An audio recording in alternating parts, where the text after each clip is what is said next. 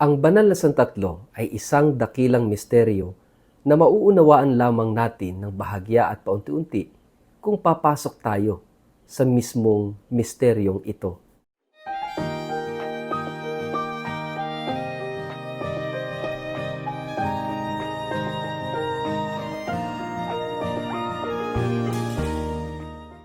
Ang mabuting balita ng Panginoon ayon kay San Mateo.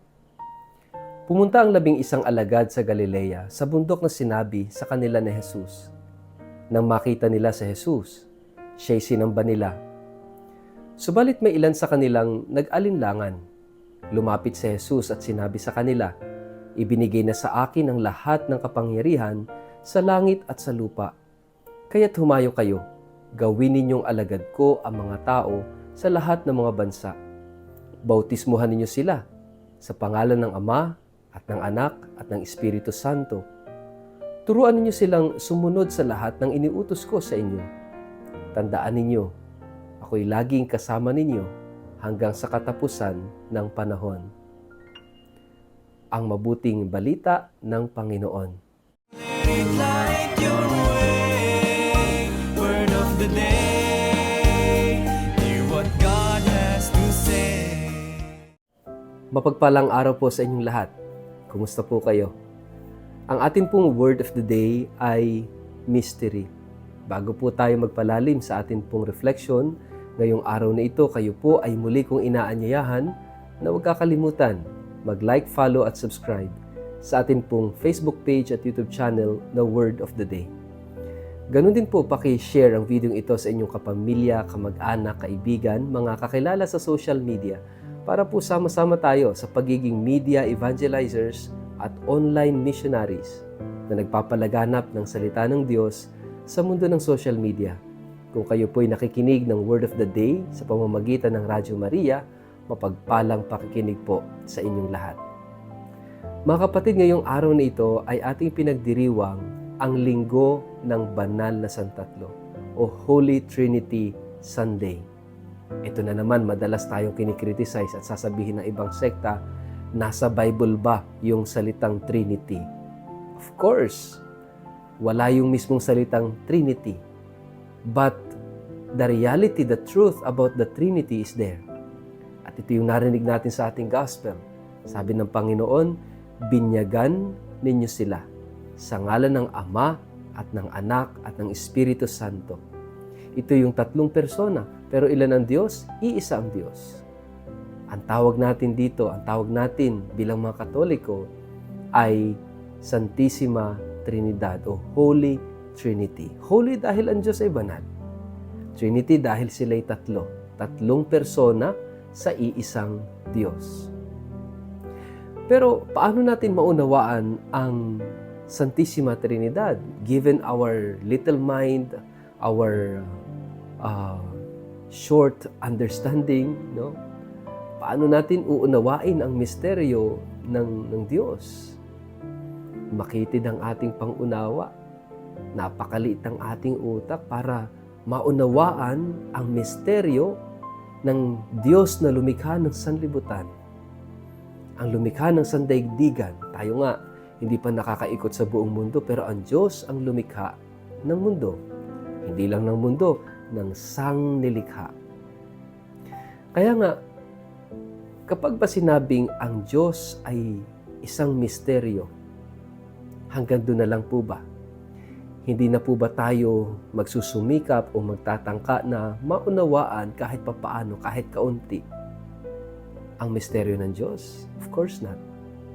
Dahil binigyan tayo ng Diyos ng utak, ng talino, ng pag-iisip. Kaya ibinigay sa atin ng Diyos ito. Hindi man natin lubusan na maunawaan ang misteryo ng kanyang pagka-Diyos, but somehow kahit kaunti at paunti-unti nating maunawaan ang misteryo ng Diyos. Sa paanong paraan? Ang misteryo ay hindi problema. Yung problema, mayroong solution or problem solving. May mga formula na sinusunod, kagaya ng mathematical problem, mayroong solution doon sa problema. God is not a problem. The Holy Trinity is not a problem. The Holy Trinity is a mystery, isang hiwaga. At paano natin uunawain ang hiwaga? Enter into that mystery. Pumasok tayo doon sa mismong misteryong yon. How? Diyan tayo tutulungan ng banal na kasulatan. Sinasabi ni San Juan that God is love. No? Ibig sabihin, kung ang Diyos ay pag-ibig, ang buhay ng Diyos ay pag-ibig. Kapag tayo ay nagmamahal, tayo ay pumapasok sa misteryo ng Diyos. At doon natin maunawaan kung bakit sila'y tatlong persona, ngunit sila'y iisang Diyos. It is because of love. Dahil sa pag-ibig. Alam natin na sa wikang Griego, there are 3 words referring to love. Yung eros, yung philia, at yung agape. Yung eros, ito yung mapag-angking pagmamahal. Yung inaangkin ng lover, yung kanyang beloved. Samantalang yung philia, ito yung reciprocal or mutual love. Nagmamahalan tulad ng magkaibigan at magkapatid. Mahal kita, mahal mo ko. So that is reciprocal love. Kaya meron din tayo tinatawag na filial love. Ito yung philia. Pero yung pinaka-mature na pamamaraan ng pagmamahal, ito yung perfection of love, is what we call agape.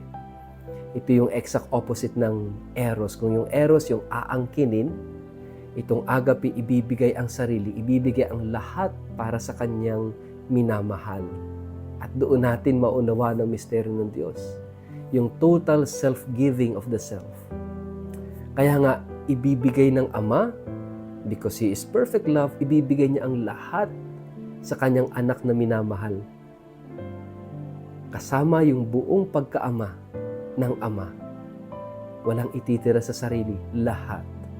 Because God is perfect love.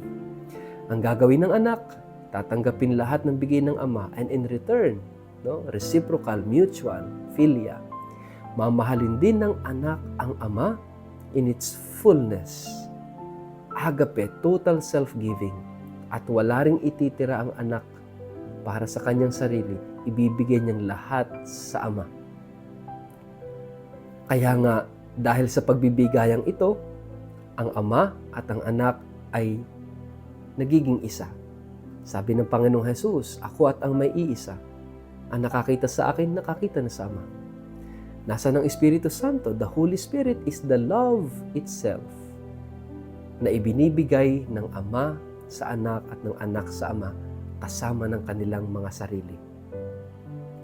The Holy Spirit is the love. Kaya sila'y tatlong persona pero iisang Diyos. Mga kapatid, kapag ikay nagmamahal, kapag tayo nagmamahal, ito'y patikim ng langit. Patikim ng buhay ng Diyos. At habang nagmamahal tayo ng totoo, of course, napapractice po yan eh. Hindi naman agad-agad alam natin yung tunay na kahulugan kung paano ba at bakit ba tayo nagmamahal. Gradual, no? Pero the more we love every day, the more we will come to know who God is. Pumapasok tayo sa buhay ng Diyos kapag tayo ay nagmamahal. And there is no other way para tayo ay makapasok sa buhay ng Diyos, kundi tanging sa pagmamahal lamang. And this is the mystery of God. God is love. We are created in the image and likeness of God.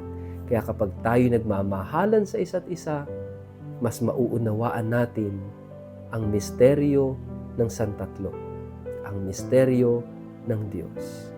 Kaya nga mga kapatid, sana po yung buhay natin ay makitaan at maging ang katangian nito ay tunay na pagmamahal sa Diyos at sa isa't isa, sa ating kapwa, lalo na ang mga may higit na pangangailangan.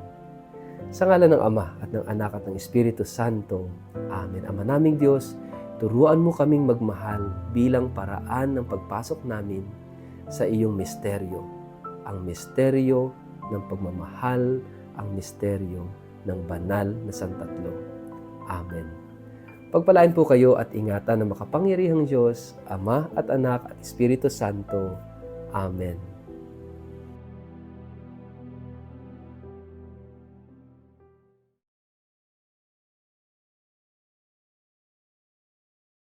Sa lahat po ng aking mga followers sa Word of the Day, ang atin pong simbahan ay magdiriwang ng taon ng Hubileo sa susunod na taon, 2025, na tatawaging Jubilee of Hope. At bilang paghahanda po dito, ako po ay nagtakda ng isang espesyal na pilgrimage sa taong ito, mula ika-10 hanggang ika-24 ng Oktubre. Maliban sa pagbisita sa mga kilalang syudad sa Europa tulad ng Paris at Lyon sa bansang France, sa Rome, Milan, sa Venice, sa Florence, Pisa at Assisi sa bansang Italia, ang pilgrimage na ito ay may natatanging katangian. Bibisitahin po natin ang ilang mga Marian shrines tulad ng Our Lady of Miraculous Medal at ang Our Lady of La Salette sa France. Gayon din, ang Holy Face of Jesus of Manopello at ang Eucharistic Miracle sa Lanciano, Italy ay atin ring mabibisita. Hindi lang po iyon, magkakaroon din po tayo ng pagkakataong makita ang mga incorrupt bodies ng mga santo tulad ni na Saint Padre Pio, Saint Catherine Labouré, Saint Vincent de Paul, Saint Bernadette Soubirous, Saint John Vianney, Saint John Bosco, Saint Clare of Assisi, Saint Lucy at marami pang iba. Magkakaroon din tayo ng pagkakataong mabisita ang 4 na basilika sa Roma at ang ilang mga historical at itinuturing na wonders of the world tulad ng Eiffel Tower, Leaning Tower of Pisa, ang Colosseum at marami pang iba. Kung kayo po ay interesadong makasama ako sa espesyal na pilgrimage na ito, maaari po kayong tumawag o mag-text o mag-email sa mga sumusunod na contact details na nakikita nyo sa screen. First come, first serve basis lamang po ito. Kaya kung kayo interesado, huwag kayong mag-atubiling mag-contact sa amin. Maraming salamat po.